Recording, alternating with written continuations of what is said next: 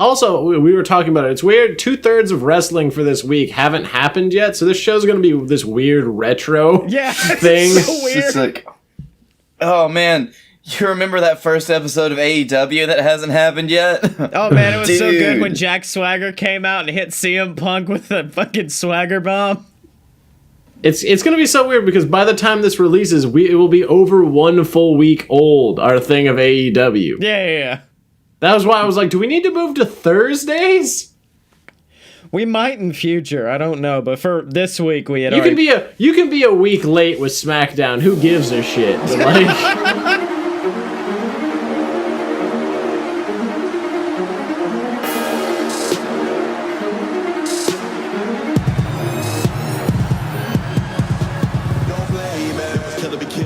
So welcome to Fight Boys, the show about professional and not-so-professional wrestling. I am your host, the bad boy of podcasting, Scottye Moore.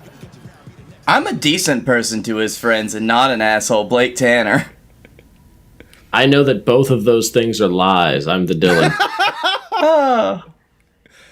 So wrestling hasn't happened this week, boys. Do we want to discuss what might happen? Like the fact that I saw former WWE champion made debut at AEW Dynamite, and I'm like, oh hell yeah, it's gotta be someone. Jack Swagger. Oh well, okay. Guess that's a thing then. The thing is that Jack Swagger isn't a bad wrestler. No, not at all. Or a bad. I think he showed. I heard that he showed good character chops during Lucha Underground. Yeah. Yeah, is he still doing MMA?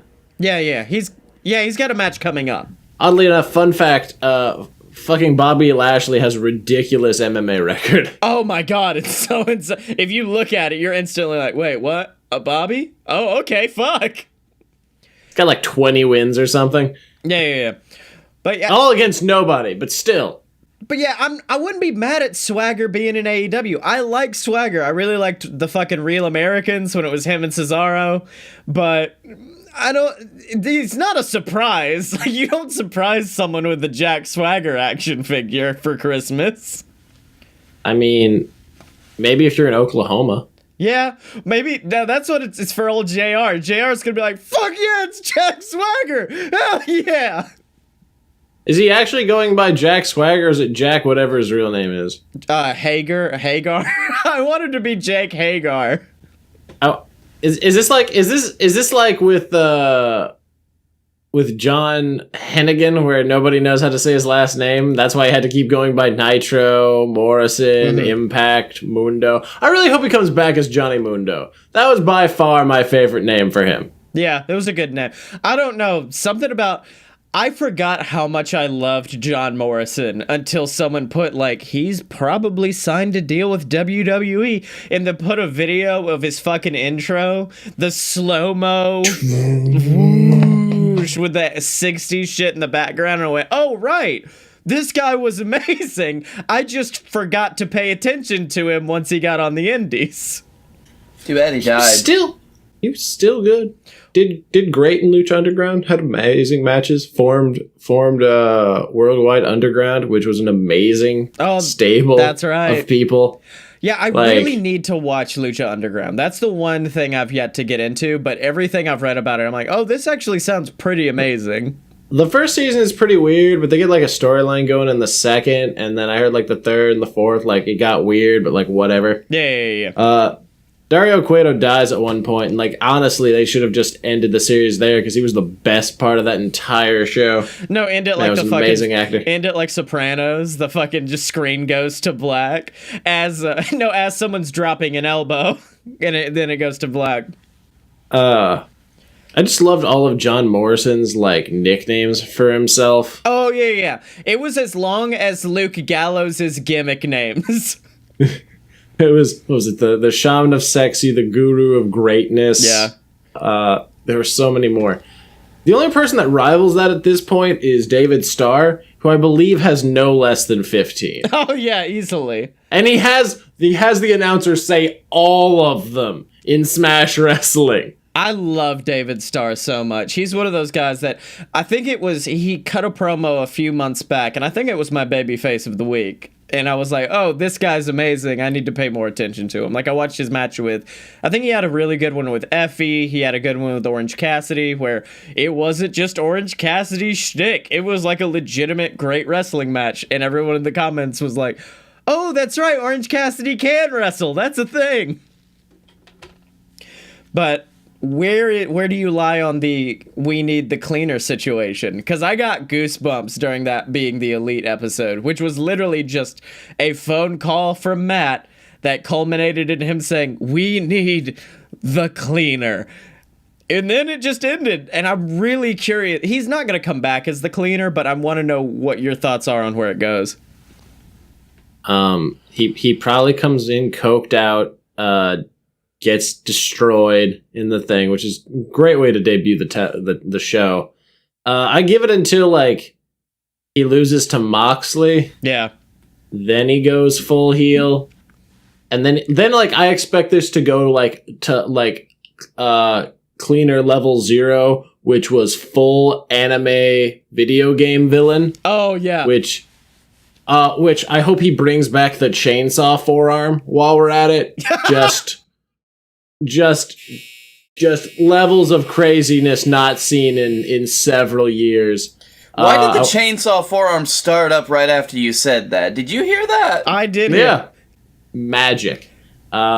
Wrestling is magic. No, I want him to bring back like mocking the shit out of people. Yeah. Hitting people with trash can lids, trash cans.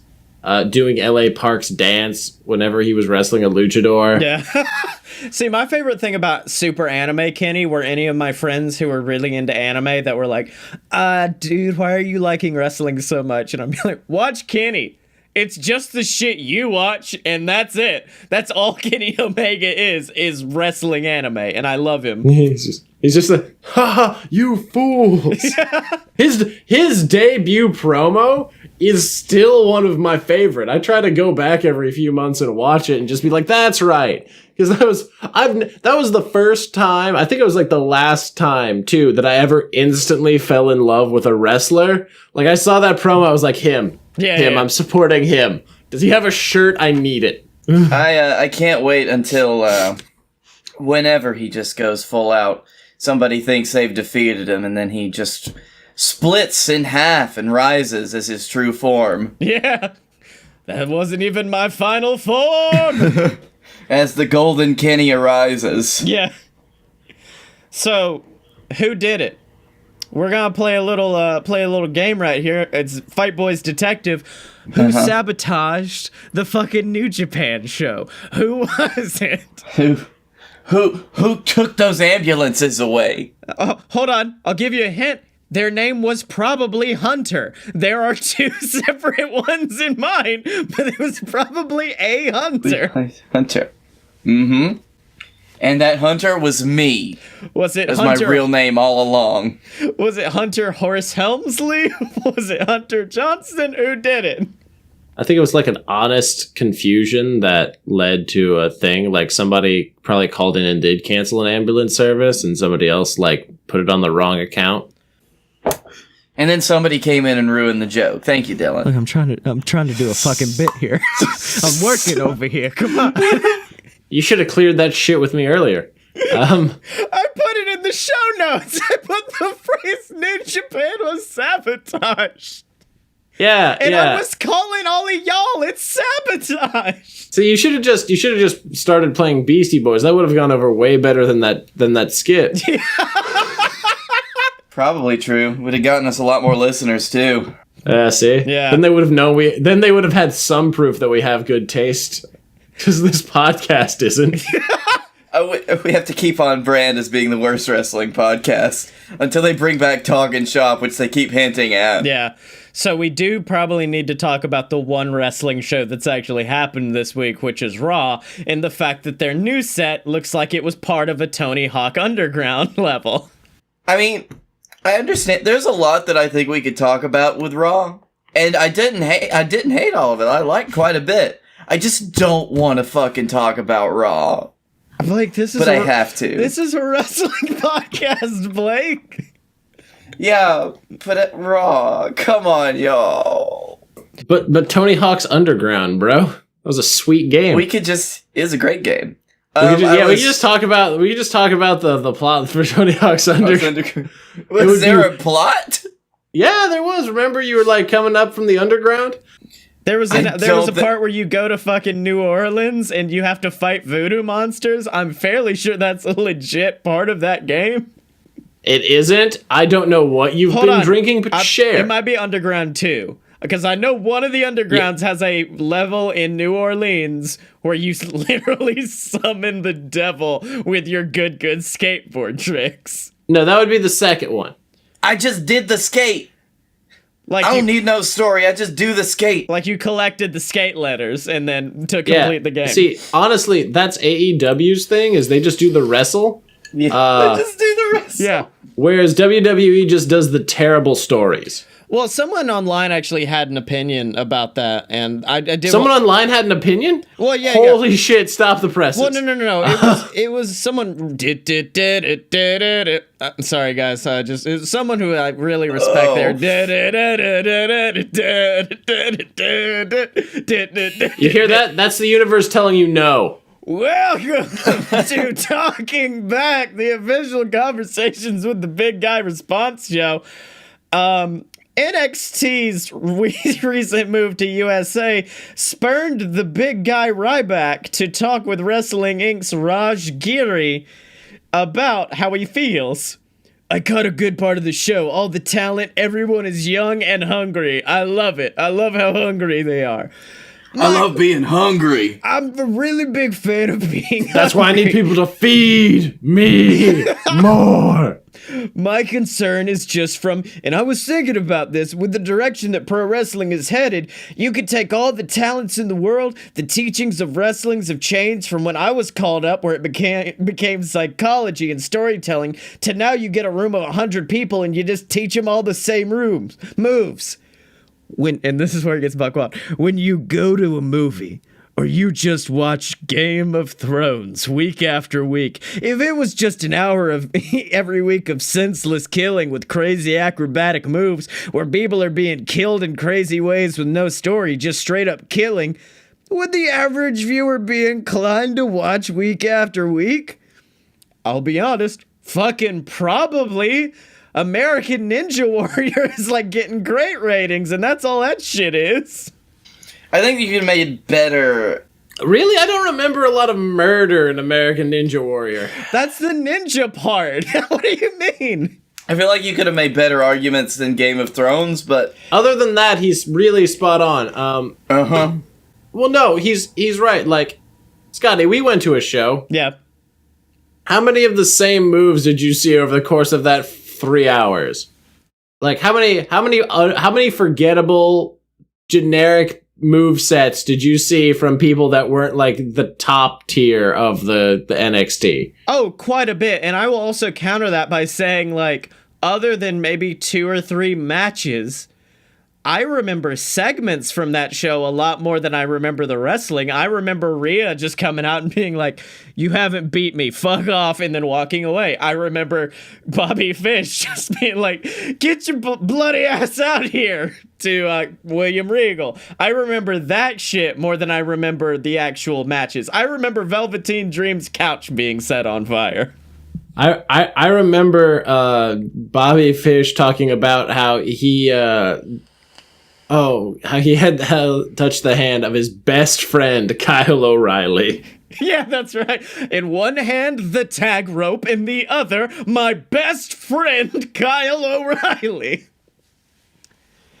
So, I guess, should we talk about the worst thing ever, the ending of Raw this week? Because I read it and was instantly like, wait, what? Did they mean to have Mike Kanellis for this, or what's going on? Cuts. No. My favorite part was Please never do that again, ever. Yeah, I'm fully waiting for Rusev and fucking Mike Kanellis to form the Cuck Club, and they just come out to the ring every week and get really angry and just sit by ringside as they watch 2 other wrestlers fight, and they just kind of get the enjoyment of watching them fight and not having to do it themselves. Ooh, Team Incel! Rusev on Twitter is just like, I'm going to see Joker movie this weekend. Looks very interesting. I wonder what Rusev said or did to somebody that they were like, no, we're going to get you in on this Mike Kanellis level shit. I think Rusev has got like months of like passive aggressive tweets built up that they could just pick one. Yeah, exactly. So my favorite part about this is I read the ending of Raw in reverse. So, like, I read that some stuff happened with The Fiend, and then they're like, but right before that, Bobby Lashley came up, and Lana, like, made out / dry humped him. And I was like, and my favorite part about this is I watched the video, despite how ungodly uncomfortable it made me. Like, every part of it. I saw the video from the weird makeout right to The Fiend stuff. Yeah. And I swear I broke my fucking neck because of the whiplash. My favorite part about... There is no good part of that whole, like, Lana thing, but my favorite part is that Rusev just looks so done with his life. Yeah. Like, he's like, fucking take her. Sure, this is the third time this has happened to me since I've been at this company. He looks like he's like a few steps from putting on the Joaquin Phoenix Joker face paint. Like, he looks disheveled. The mustache isn't even kempt well.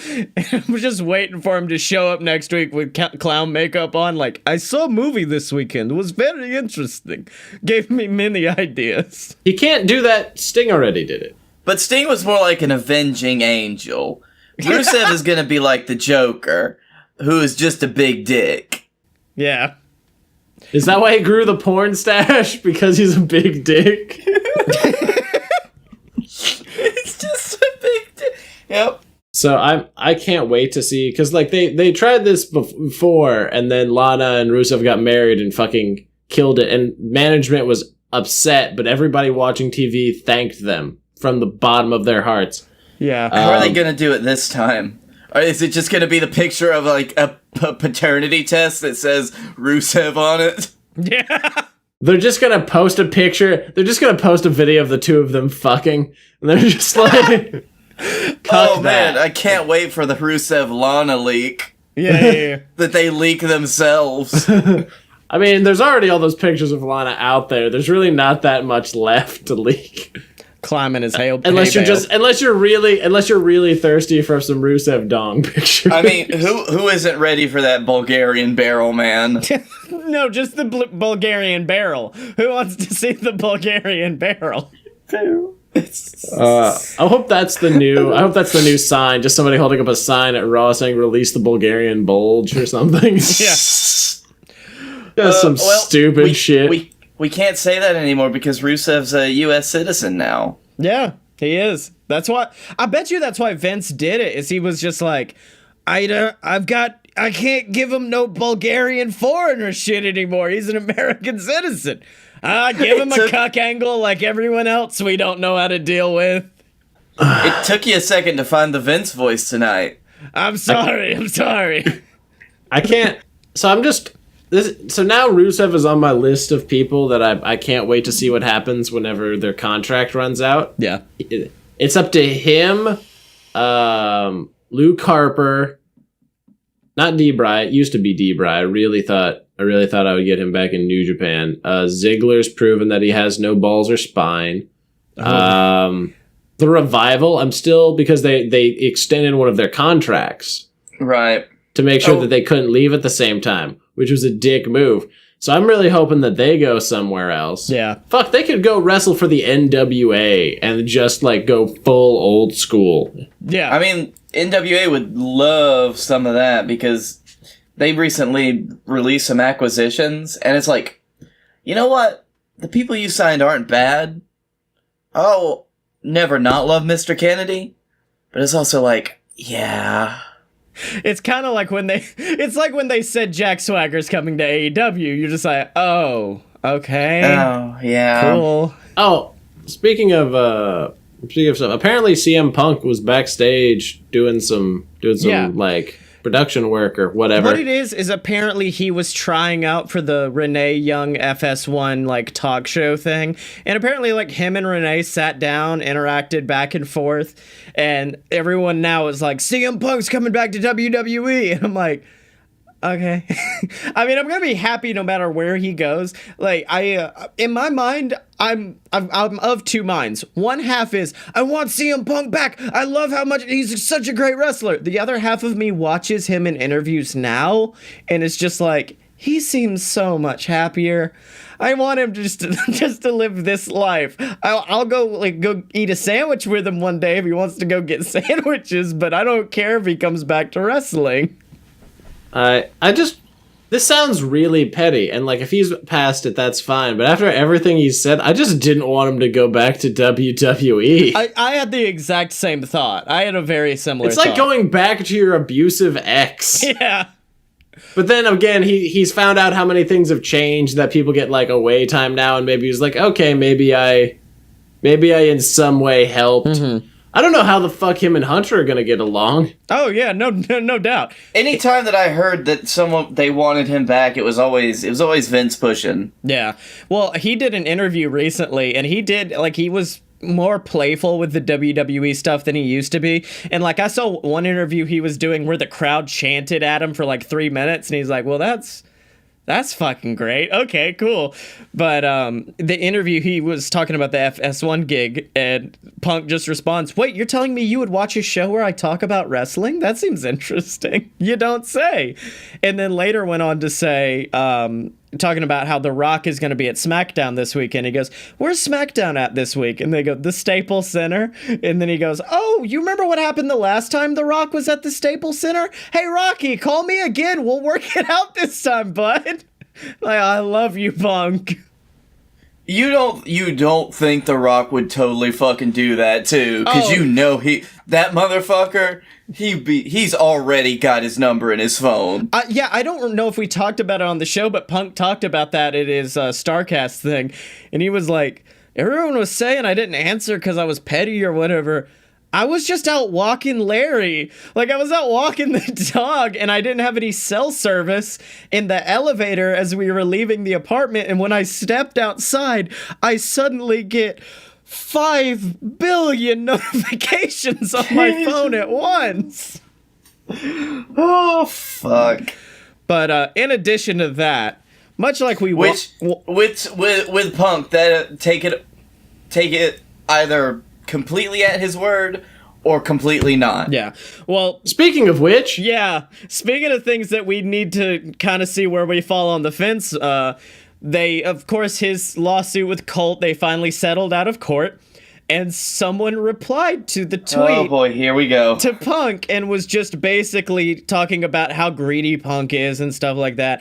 And Punk just goes, why'd he ask to settle? I wanted it to go to trial, play stupid games, win stupid prizes, enjoy donating to the eventual Woe Is Me GoFundMe account. And then they were just like, well, he settled out because he didn't want to keep it going. He didn't want to continue on.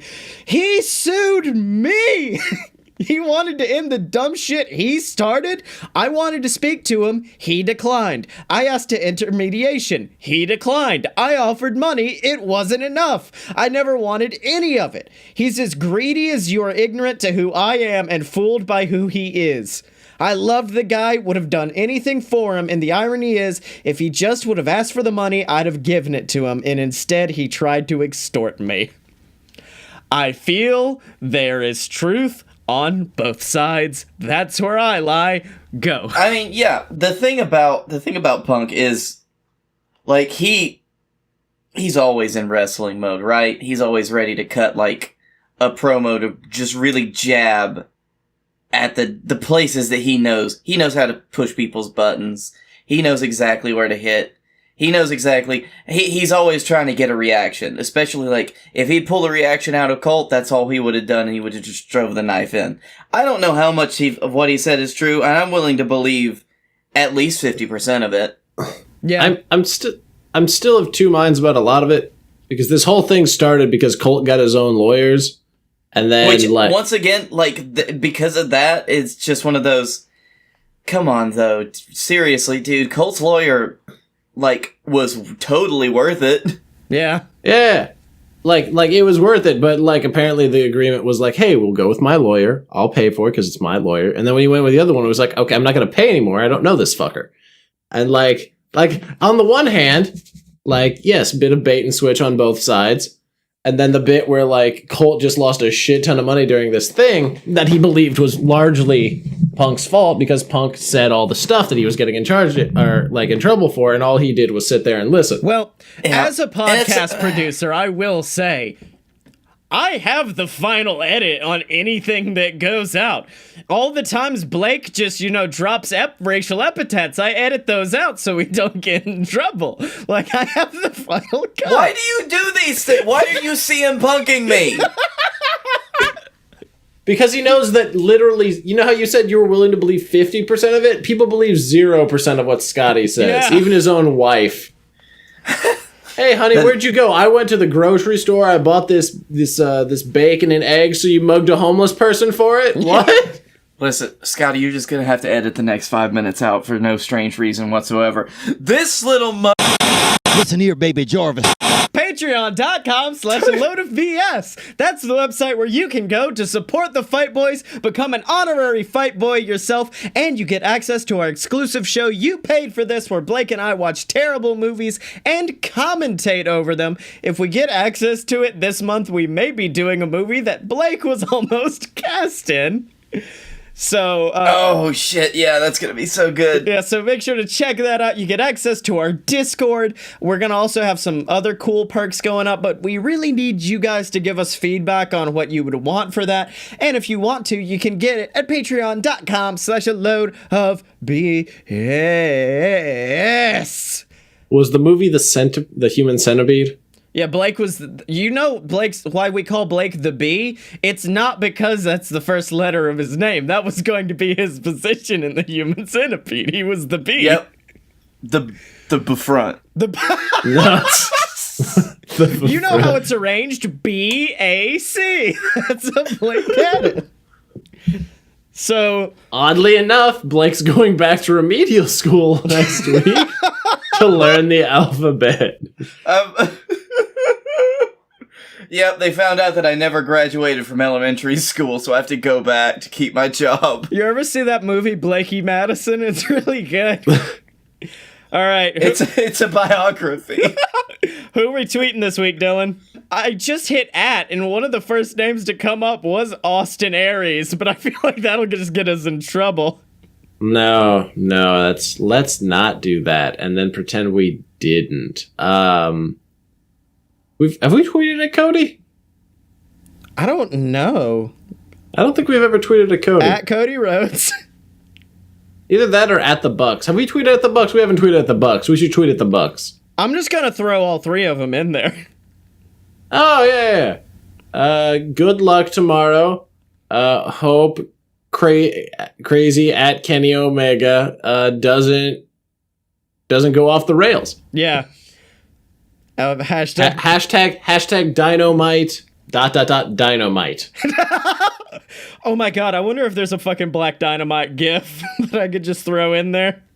Dynamite. Dynamite.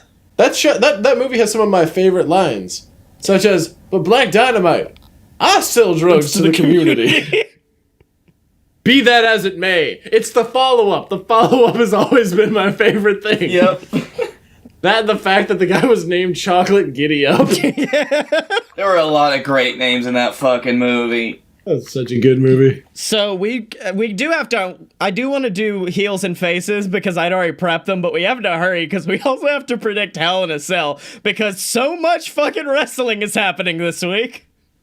Sure. Just run through the card. Come on, let's do this. Okay. By the way... Oh, wait, that's the thing you want to hurry through is Hell in a Cell. Please. Yeah? You're like, I care much more about talking about fucking Superhuman than I do talking about Hell in a Cell. The Fiend, Becky, Bailey. Okay, wait, hold on. Wait. Let's just lightning round it the way that we normally do. God, I can't keep up with this. Hold on. I hope there's more than what the Wikipedia page says, because on Wikipedia, I have 3 matches. Okay, here we go. Yeah, no, there are 3 confirmed matches. So yeah, fuck it, we're good, I guess. The Fiend wins, Becky wins, Roman and Daniel Bryan win. Fuck yeah. Well, shit, yeah, that's 3 for fucking 3 right there. I think I'm betting on the Bludgeon Brothers. Okay. And that's it. There's our predictions for Hell in a Cell 2019. We did it. So now, who are your heels and baby faces of the week? I like Luchasaurus. Did Luchasaurus do something this week that made you enjoy him more, or He made some fun tweets. He did. I'm imagining Blake behind a shed with overalls. One overall is down as he's stumbling out like, y'all want to know what I think about wrestle? Luchasaurus. Wasn't that one of the roles he played in like the stage production? It is. Okay, so Blake's baby face. At this point, it's just method acting. Yeah. My baby face of the week is Superhuman for having the best fucking week of all time. From apparently, I can't remember, I think it was, oh god. It's all, what the fuck is All Ego Ethan Page? Is that it? He hit hit Ethan Page with a fucking stunner as the entire crowd around him is erupting, screaming, fuck this shit! Fuck this shit! Then he got Janela to jump on an old VCR and fucking action figures in a Covered in Legos. The worst part about that was that Superhuman hit it first, or no, Janela hit it first, so he had the harder go of it. Superhuman took the brunt of that whole thing. Well, not only that, my favorite is the fact that when I watch Superhuman, and I'm aware of the fact that he's not a trained pro wrestler, but it's never more clear than when you see Joey delivering a beautiful elbow drop, and then Superhuman just fucking flopping down onto it. It was great. Also, I like. And then Janela looked more hurt, or sounded more hurt than Superhuman, which is saying something because Janela got pile drivered off the top of a building by fucking Zandig, like into a truck. I think that when I saw it again, like there was a console or something, and Janela just like went chest first into that bad boy, and I swear I almost heard one of his ribs crack. Yeah, because like he fell on the already broken table, so there was just no give. And it was rough. Can we just address the fact that Superhuman's got to be smarter than literally everyone on the internet gives him credit for? Because, firstly, he's great at branding because he wears the same fucking shirt every single one. So now everyone knows that's Superhuman because he's wearing the Down with the Clown ICP shirt that is now sold out on Hot Topic's website. I'm almost positive because of him. He's now working fucking indies all around the world who are just paying him to come in and say, fuck this shit, and hit one move. The man is a genius. Yeah, someone was saying on Reddit the other day, it's like, it's amazing how this guy has so many followers than, like, just as many as some of the most famous wrestlers. Yeah. And he does, like, 6 bumps a year, maybe. No, that was Brock Lesnar. I mean, if you count his videos, he does more bumps than anybody. Yeah. He is Mick Foley levels of destroying his body. But he's super. Yeah. D, your babyface? Like I said, it was originally gonna be Corbin and Orton for just fucking just laughing at everything, and like during the makeout, just looking like they were like, this is still going. We're fucking doing this, huh? But no, my babyface of the week is, despite the fact of how much it fucks our schedule, like, wrestling's real good right now, boys. Like, granted, 3 of those shows are WWE, so take that with a grain of salt. But Wednesday night Dynamite, like, I saw the commercial for that while I was in a restaurant. Yeah, I haven't seen like good promotion of wrestling because WWE's commercials always look fucking stupid. Yeah. And like TNA's used to look pretty cool back when they were on Spike. Those are pretty dank. Well, hold on. Can we just say, like, WWE did have one good ad, and it was this weekend during football, where the Fiend just decided to jump scare all of fucking America. Yeah. Anyway, back to my baby face. You talk on your time. But yeah, I'm actually excited. I'm sad because I don't have a lot of time in my life for things that I enjoy watching.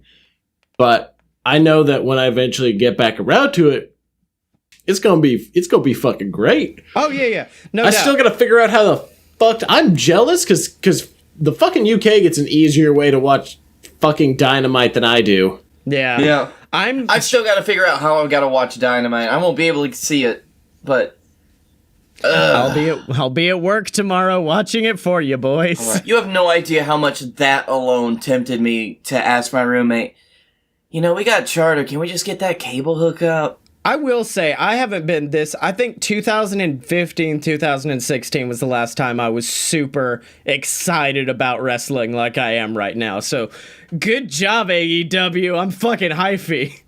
Yeah, They called because their shot.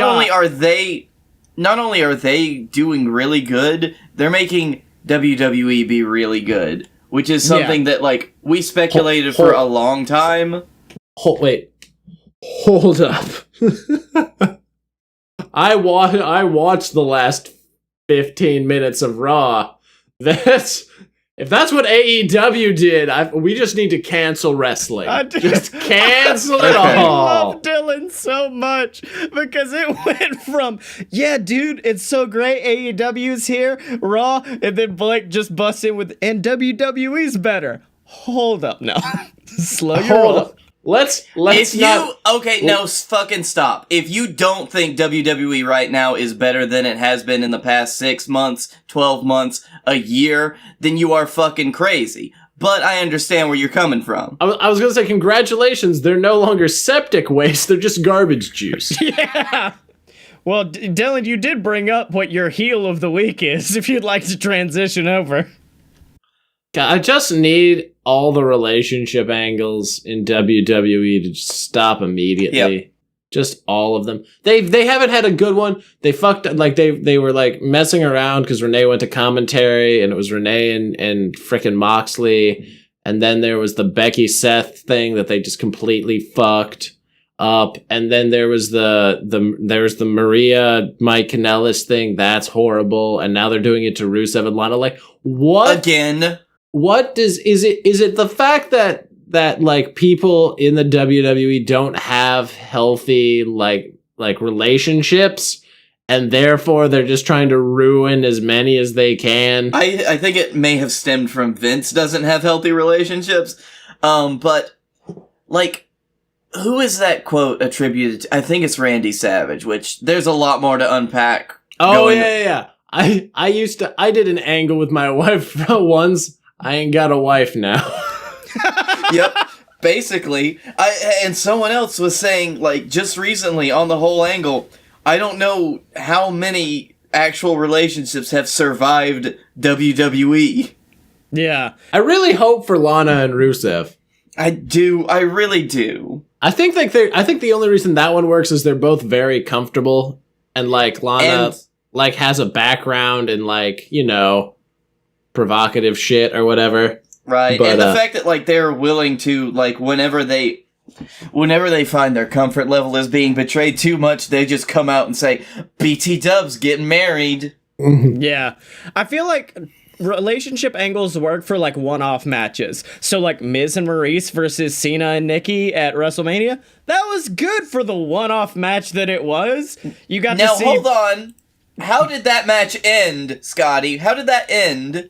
It ended in a proposal for a marriage that never happened, Blake. I'm not saying the result of it was good. I'm saying we're focusing purely on storyline. The storyline was great. Also, hold on. Another terrible thing. Brie Bella trying to do Daniel Bryan's moves and fucking them up. Now that I will say, yes, I do agree with you I on count that as another failed relationship angle. So, Blakey T, who's your heel of the week? Who do you hate? It's the same as Dylan, to be honest. It's all this cucking. It's all the cucking and jiving that's going around. Since 2016, the word cuck came back into existence and very swiftly needed to leave it. Then why are you perpetuating it, Blake? Cucks, cucks. Because you know what? Sometimes I'm willing to admit that I do a bad thing, but I do a lot of bad things, so it's fine. That's not how that works at all. Yeah, it's fine. I'll just I'll say I'm sorry at confession or whatever. I'll edit it But out. you won't mean it. Like, specifically with relationship angles, it's really fucking weird to see all of this cuckold bullshit. It's uncomfortable. Because it's The like, Mike and the Mike and Maria one is fine because it's just kind of like a funny joke, which I know that's probably not a joke in real life, but it's played for laughs, so it's good. The Rusev thing, though, is being played completely straight. Poor Rusev looked like he was gonna break down in tears and then drink himself into an early grave that night. That's not good. Rusev looked like he was about to get the double barrel, like and go full Alabama breakup style. he does live in Tennessee now. It's close. They're just gonna find a murdered Bobby Lashley. Yeah. Do you think Lana has a thing for Battletoads? That's what it is. That's what it is, man.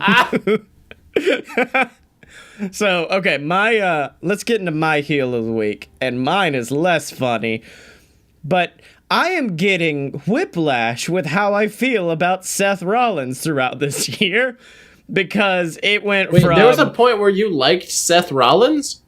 Pre-WrestleMania, we were all pretty high on the Rollins train, then WrestleMania happened, and then that one faithful week where he was all of our heels of the week happened. We all turned on him, wished he would leave Twitter forever. Then this week he does, and I was sad because my heel of the week are Sasha Banks stans.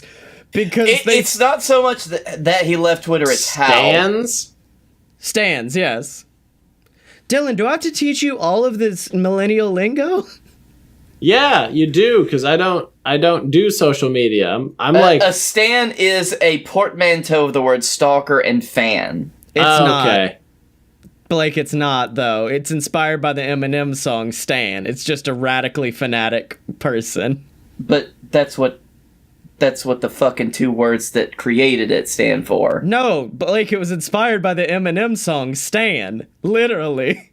It's a fan who's super obsessed with somebody. Who is a stalker and a fan, dumb shit? I'm sorry. It's a boy named Stan in the Eminem song Stan. It's not a stalker fan. It's been around before and around that time. We're cutting this, right? Please. I am definitely cutting this. It's somewhere in the middle, but Why is this the thing we finally fight about? I kind of want to keep it in because if we keep it in, that means I can call this episode Stan Boys and won't be forced to call it Cuck Boys, which is the only other viable option at this point. No. Anyways. No. If you call it that, I am quitting this podcast. I will tender my resignation effective fucking immediately. Resigned. I will boys. disavow this Episode. show. I'll disavow you. I'll keep Blake around. He's cool. But you're out. nah, after all that, I don't know. You could just drop me too. So basically what had happened was Sasha Banks posted a tweet making fun of Seth Rollins. Then Seth Rollins absolutely demolished her in response. And then he proceeded to get 24 hours of nothing but fucking death threats from Sasha Banks fans on Twitter to a point that it pushed him off. It's really weird. It's really weird how that happened too, because it's one of his first like really good legitimate comeback tweets. Oh yeah, That'll it teach was a him. good one. That'll teach him to tweet quality material. I wouldn't doubt if Becky wrote it for him. But I want to congratulate Will Ospreay on winning his Twitter war with Seth Rollins by being the last man standing. This summer, two men save the world. From who you ask? Everything invading robo-penises. This show is not about those two men. This show's just a load of BS. The show are Blake Tanner and Scottye Moore make up dumbass movies like that. We're your personal think tank. We're your two white guys, which fills the quota for a podcast, I think. And we're just gonna be here to have a good time and talk about sauerkraut. That's right, except no substitutes, ladies and gentlemen, because this is that pure, uncut BS. Good, uncut. So, boys, we've talked about WWE, we've predicted AEW, and we've argued the merits of the word stan for entirely too long, which means that I'm done talking, so we need to turn things over to two men who are much better at talking, Captain Tibbs and Silver Spoon, for another episode of JWF Monday Night War. So welcome, ladies and gentlemen, to JWF Monday Night War, and Tibbs, I gotta say, the arena looks great. The rebuilding efforts after that horrifying attack at the hands of the Leviathan last week, it looks like you're repairing it pretty good around here. So far so good. Sills adding some runes and stuff. Oh, by the way, I made you this. Put it on and don't take it off. Hold on, let me put it over your neck. It seems to be glowing with some sort of magical blue aura, Tibbs. Yep, don't worry, I'll keep you safe. Probably. Well, Tibbs, I guess we do need to address the elephant in the room. Last week, at the end of JWF Monday Night War, the unthinkable happened. A beast, the Leviathan, rose from the dead in our very ring, crushing this entire arena around us. He took our JWF champion, Momoa Curry, and threw him across this arena like it was nothing. It was horrifying, Tibbs. Well, Sills, I was never expecting that the power of the JWF Championship would be turned against us in such a way. It was very, utterly terrifying. I'm very sad for all of the families that I had to inform. That's right, Tibbs, but I mean, the Leviathan, everyone at home has seen it. He's been rampaging across the nation over this previous week.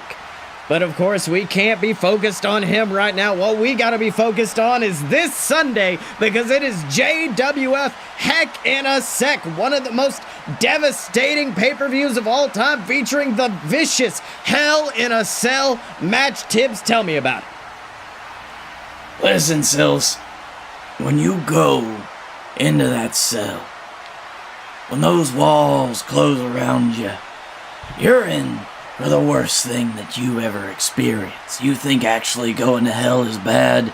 Don't worry, I brought it to you.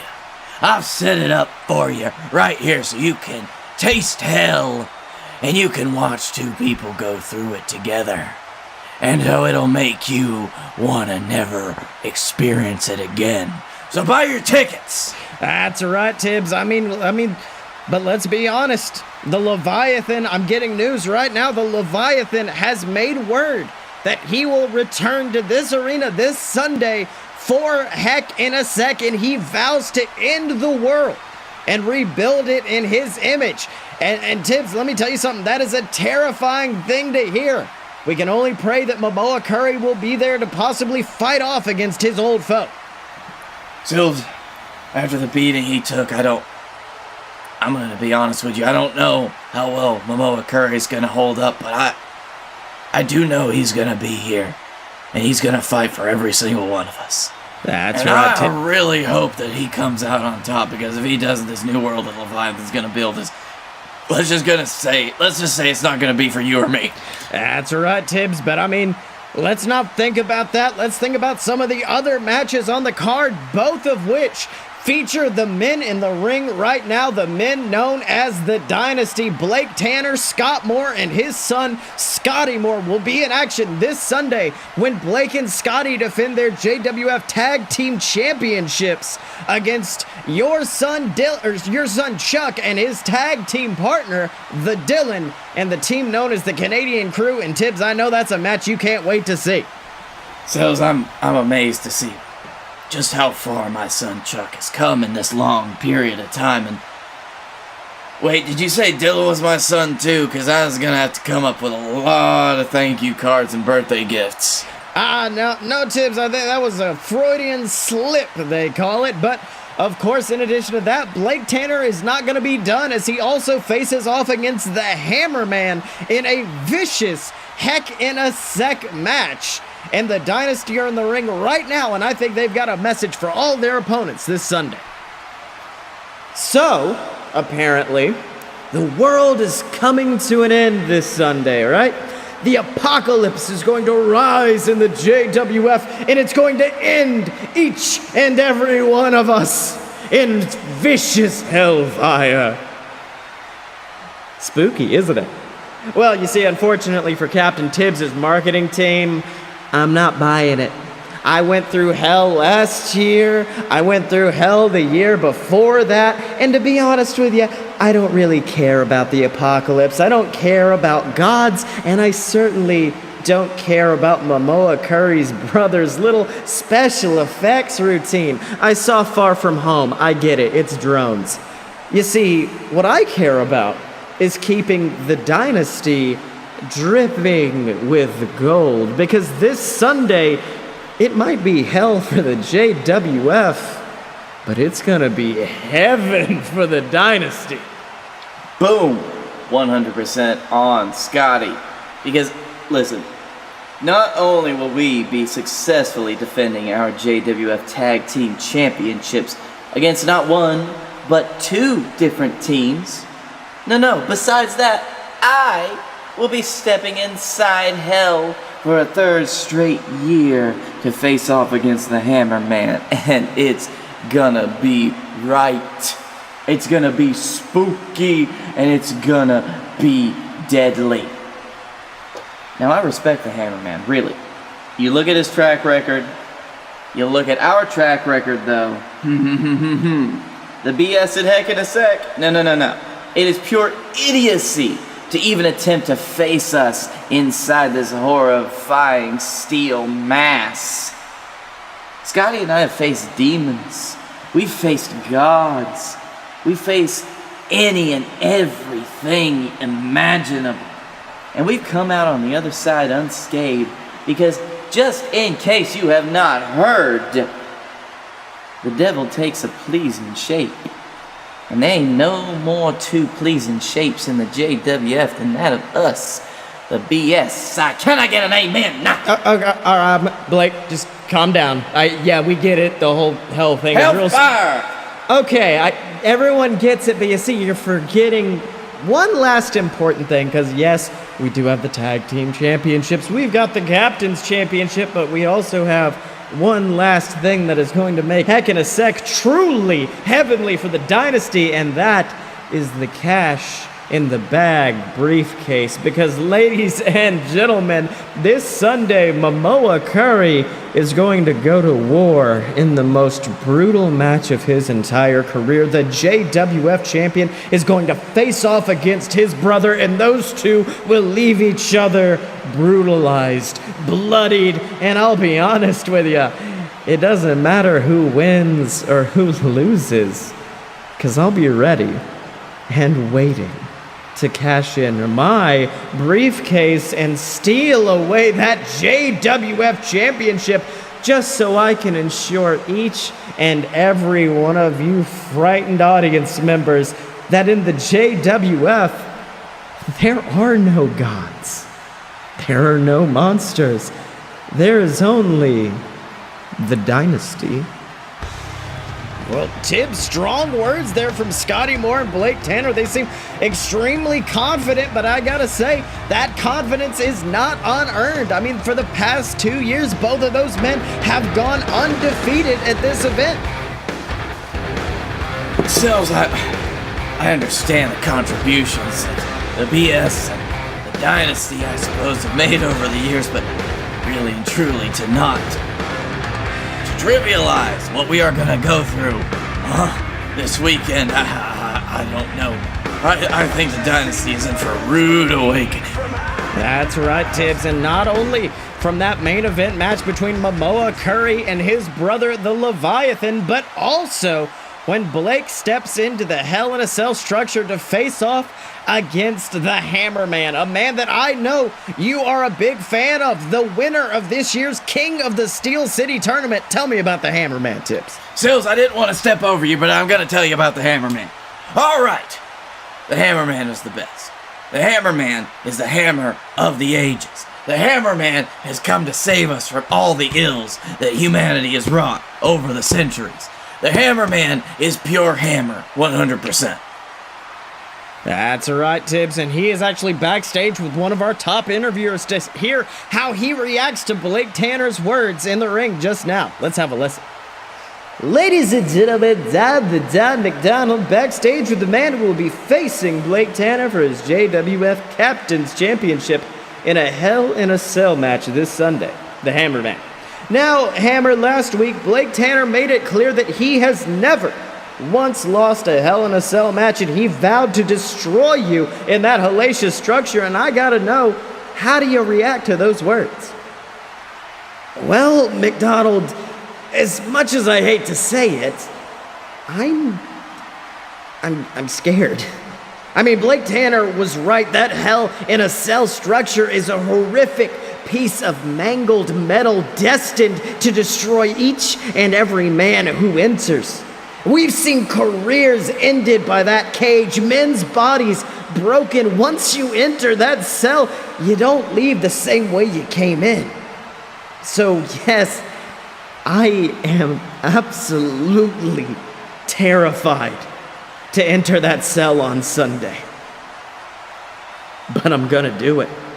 I might be terrified to stare across the ring at one of the greatest fighters in JWF history, but I'm gonna do it. I might be terrified to see what I become once hell itself has a grasp on me, but I'm still gonna do it. And you wanna know why? Because Blake Tanner and the Dynasty, they try to use their numbers, they try to use fear to defeat their opponents. But I breathe through that fear and turn it into excitement. Excitement for the opportunity to get back the one thing I want most in this company. And I will walk through hell and high water to get it. And that's the JWF Captain's Championship. But strong words there from the Hammerman. And Tibbs, let me tell you something right now. As Blake Tanner wants to talk about his history, we know he's won those 2 Hell in a Cell matches, but it seems like the Hammerman has a hunger that this Sunday he may quench by claiming that JWF Captain's Championship and handing Blake Tanner his first loss inside that steel cage. Silva, I'm always confident in the Hammerman and his abilities. But Blake Tanner in that steel cage, it's gonna be a hellacious battle between the two of them, and I am sure that good will triumph. That's right, Tibbs, and speaking of hoping that good will triumph, we can only hope the same thing happens this Sunday when the Leviathan, that beast that destroyed this entire arena, returns to the JWF to step inside the Hell in a Cell ring with his brother, Momoa Curry, who's making his way out to the ring right now. And Tibbs, I gotta say, Momoa almost looks confused. He looks shocked. I mean, we've noticed it throughout this arena. It's not exactly as crowded as it usually is. People don't seem to be feeding back in as much as they used to. Do you think that's probably fear from what happened last week? Well, Sills, after last week, people, of course, were attacked, assaulted. They ran in fear. I understand. I understand that there may be many people who are watching in their doomsday bunkers to see what the outcome of this match is, and I don't blame you. It's probably going to be a lot safer than where we are. We're going to be at ground zero. That is why I gave you that necklace, to hopefully save your skin. But you know what? Good will hopefully win. Momoa will hopefully win. And we won't need that anyway, will we? Well, Tibbs, we can only pray as Momoa comes out of the ring, and I think he has a message for the JWF universe. Let's have a listen. Not a lot of people in the audience tonight, and that's okay, really. I understand that last week the hammer of reality smashed down pretty hard for most of you. I'm sure you all thought that this was This was just a fun little storyline that we had going on with La Flambeau, right? That the god of the JWF was just a fun little nickname I had, but you see, the truth is, that's how we wanted it. We never wanted you to know the truth. We never wanted you to understand that this broken belt in my hands was one of the most powerful artifacts in the world. We never wanted you to know about the Leviathan. But unfortunately, last week that cat was let out of the bag and there's no turning back.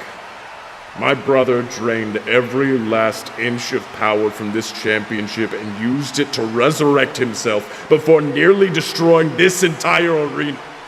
And I understand that scares some of you. I understand that crushing reality terrifies you to your core, and that's all right. Whether you're in this audience or watching at home, I want you to know it's all right for you to be terrified. Today. It's all right for you to be horrified. Today. But on Sunday morning, I want each and every one of you to push that fear down, put on your war paint, and head to the JWF arena, because I'm going to battle with the Leviathan inside hell itself, and I need your help. Sunday could be very well the end of this world as we know it, which means there is no running.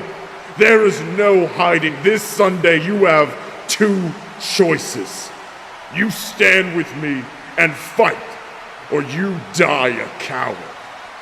So I want each and every one of you to prove that you're not a coward and lend me your strength this Sunday, because I fought this beast before, and I couldn't beat him alone then, and I can't beat him alone now.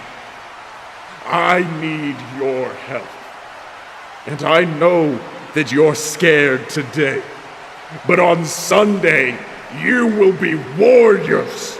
You will be prepared to stop the unstoppable, to beat the unbeatable, to overpower the most powerful beast in existence. On Sunday, we cancel the apocalypse. Yes! Yes!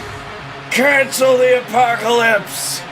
I think Momoa Curry's right. He's got us fired up. I'm fired up and ready. And he posed that question, and I say it. I stand with Momoa. I know you stand with Momoa. The entire crowd standing on their seats, giving their energy to Momoa Curry. And this Sunday, Tibbs, I can only pray it's going to be enough for him to defeat the Leviathan.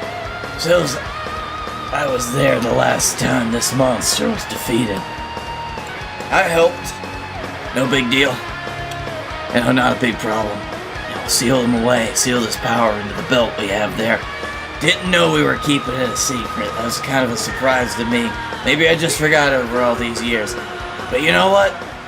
After hearing that, I'm not as scared anymore. And I will promise that if Momoa falls, we will all fight to the bitter end.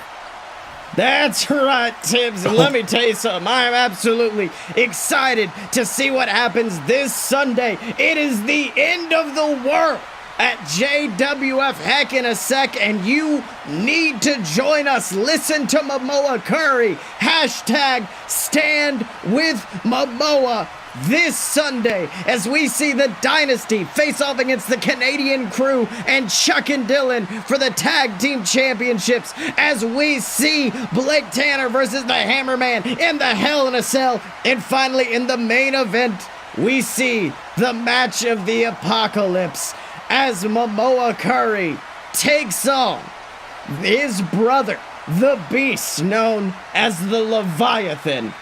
And in order to see what happens after that, if the world survives, you'll have to tune in next time to JWF Monday Night War. So Blakey T, it's been one hell of an episode. What did you learn this week? I learned that no matter what subset of internet culture you're from, you'll always find fun ways to argue about words. And I learned that the word stan is a portmanteau of stalker and fan, or it might be inspired by a peanut butter whale or whatever you said it was. So Dylan could be... Are you about to get on Stan the Peanut Butter Man? Don't you talk about Stan the Peanut Butter Man! So Dylan can be found on Twitter at Dick and Stormy. Blake, where can they find you? You can find me at Blake A. Tanner on the Twitter. You can find me at the Darkroom Vidya on YouTube. Darkroom Vidya. We haven't posted anything in a long time. It's fine. Okay. And you can find me on Twitter at Scottye Moore, SCOTTYEMO. You can also find me panicking over how to edit this episode from how many internet issues we've had. And also make sure to check me out online at aloadofpurebs.com. That's where you find all the BS Network programs, from A Load of BS with me and Blake, the brand new show Me Again that's going to be up there soon. Make sure to all check it out at aloadofpurebs.com. And remember to support the show by donating on Patreon or picking up some merch at merch.aloadofpurebs.com. Special thanks to our friend and yours, Mega Ran, for our theme song, Fighters. You hear it in the intro and outro of each and every one of our podcasts. Go check Mega Ran out. I've never been more mad that I can't go on a boat than when I learned that Mega Ran is going to be on the Joko cruise this year with the McElroys and Hodge Johnman and all the greats. I was like, fuck, damn it, Mega Ran, you're doing all the great shit. But he's our friend. Oh, man, I love Han Judgman. Han Judgman. And as always, you can find us at aloadofpurebs.com. Step up to the merch table at merch.aloadofpurebs.com. Find us on Facebook, donate to the Patreon, subscribe on YouTube, and remember to follow us on Twitter at Fight Boys Show AEW, and have a great show tomorrow, because when you're a fight boy for life.